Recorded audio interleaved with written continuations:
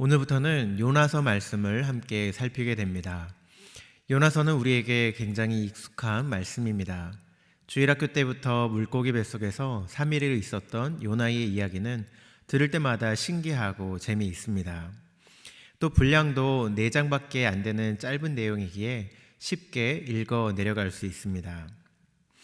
하지만 요나서가 우리에게 던지는 질문을 생각해 볼 때 이 요나서는 절대로 가볍게 읽을 수 있는 책이 아닙니다. 이제 요나서 말씀을 통해 우리의 모습을 되돌아보면서 하나님의 말씀대로 다시 세워져가는 우리가 되었으면 좋겠습니다. 요나 선지자만큼 구약 성경에서 독특한 선지자가 없습니다.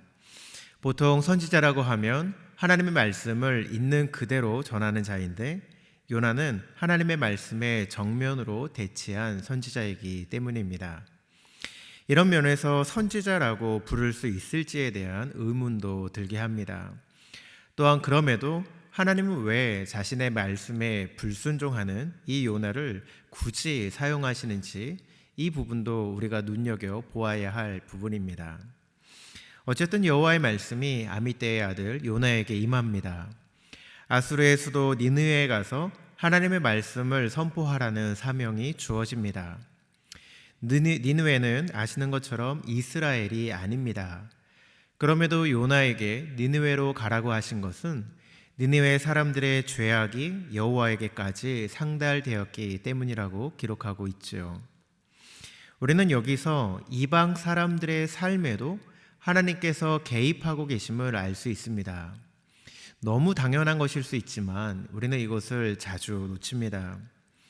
이 세상의 모든 영역 가운데 하나님이 관여하지 않으심이 없고 하나님이 모르시는 일이 없으시고 하나님의 주권이 미치지 않는 곳이 없지요.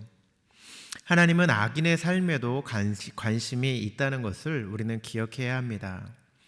우리가 볼 때 당장 하나님을 믿지 않고 하나님의 말씀대로 살지 않아 악인이라고 생각할 수 있지만 하나님은 모든 사람이 하나님의 말씀 가운데 거하시기를 원하시는 분이심을 우리는 기억해야 하는 것이죠.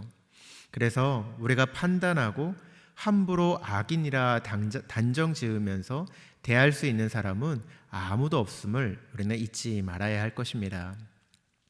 그렇게 하나님은 요나에게 니느웨로 가서 하나님의 말씀을 전하라고 하십니다.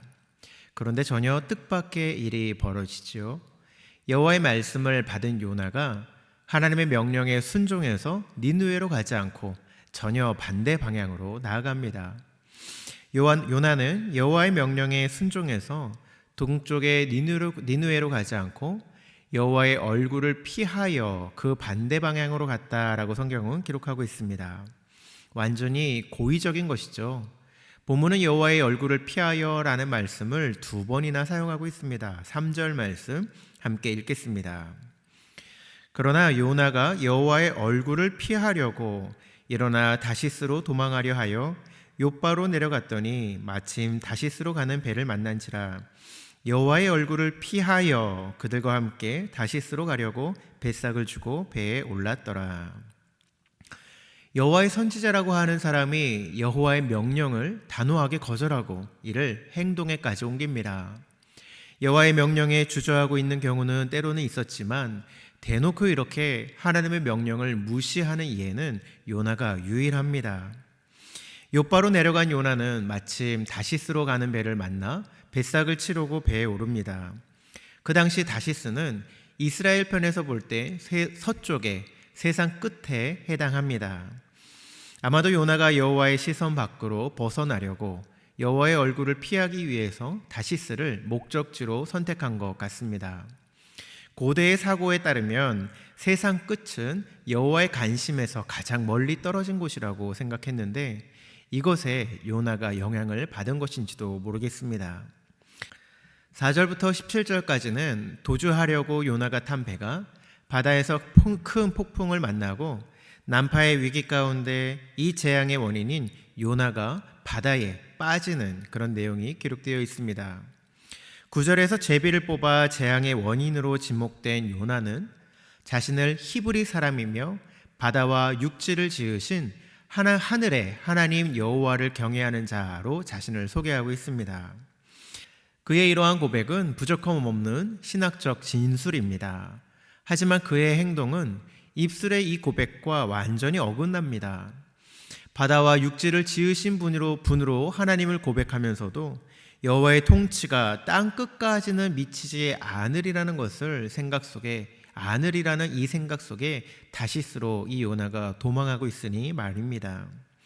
또한 하늘의 하나님을 고백하면서 이방 세계가 그분의 통치 안에 포함되는 것에 결사반대하고 또 여호와를 경외하는 자라고 주장하면서도 여호와의 명령을 무시하고 도망하는 이 모습이 참 아이러니하면서도 우리의 모습은 어떤가 이것을 돌아보게 하지요. 오히려 하나님을 모르는 선원들이 요나의 말을 듣고 하나님을 두려워합니다. 더는 어쩔 수 없는 이 풍랑의 상황이 되자 선원들은 자신을 물에 빠뜨리라는 이 요나의 제안을 받아들여 요나를 바다에 던지죠. 요나가 바다에 내던져지자 성난 바다가 곧 잔잔해집니다. 다시 잔잔해진 바다를 보고 사람들은 여호와를 더 크게 두려워하며 우리 여호와 하나님께 희생 제물을 드리고 서원을 하게 됩니다. 여호와를 모르던 선원들은 하나님을 알면서도 명령에는 불순종하지 않는 요나 덕분에 여호와를 더 두려워하는 자들이 됩니다. 참 이상하죠? 한 가지 질문을 드려보겠습니다. 12절에서 요나는 자신을 들어 바다에 던지라고 합니다. 그러면 바다가 잔잔해질 것이다 라고 이야기하죠. 요나의 이 말은 자신의 희생으로 나머지 뱃사람들을 구원하기 위한 영웅의 모습일까요? 아니면 다시스로 도망하다 못해 죽음을 선택하면서까지 하나님의 뜻을 거역하려는 죄인의 상징의 모습일까요?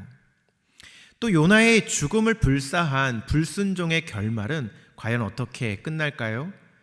하나님의 니느웨 구원 계획은 요나의 불순종으로 말미암아 무산되고 마는 것일까요? 오늘 우리는 요나의 이야기를 통해 여러 가지를 생각해 볼 수 있습니다. 그 중에 첫 번째는 세상의 모든 영역 가운데 하나님의 주권이 못 미치는 곳은 없다는 것과 우리가 생각하는 의인과 악인을 떠나서 하나님은 모든 만물의 하나님이심을 다시 상기할 수 있었다는 것입니다. 둘째로 요나가 죽음을 불사하면서까지 바다에 뛰어들었지만 17절 말씀을 보면 하나님은 요나를 위해서 이미 큰 물고기를 예비하시고 요나가 밤낮 3일을 물속의 뱃속에 있게 하셨습니다. 이를 통해 인간이 아무리 발버둥 쳐도 결국은 하나님의 선하신 뜻이 이루어진다는 사실을 우리는 본문 말씀을 통해 깨닫게 되는 것이죠. 사랑하는 금강의 성도 여러분, 오늘 우리가 살아가는 모든 영역이 하나님의 손 안에 있다는 것을 믿으시기 바랍니다. 그러한 가운데 두려움이 아니라 평안함으로 나아가시기 바랍니다. 또한 아무리 인간의 악함과 불순종이 극에 달했다 해도 결국은 하나님의 선하신 뜻이 이루어짐을 기억하면서 하나님의 뜻 안에서 멋지게 살아가시는 복된 우리가 되었으면 좋겠습니다. 오늘도 이 말씀을 생각하면서 함께 기도의 자리로 나아가 승리하시는 우리 모두가 되었으면 좋겠습니다. 기도하시겠습니다.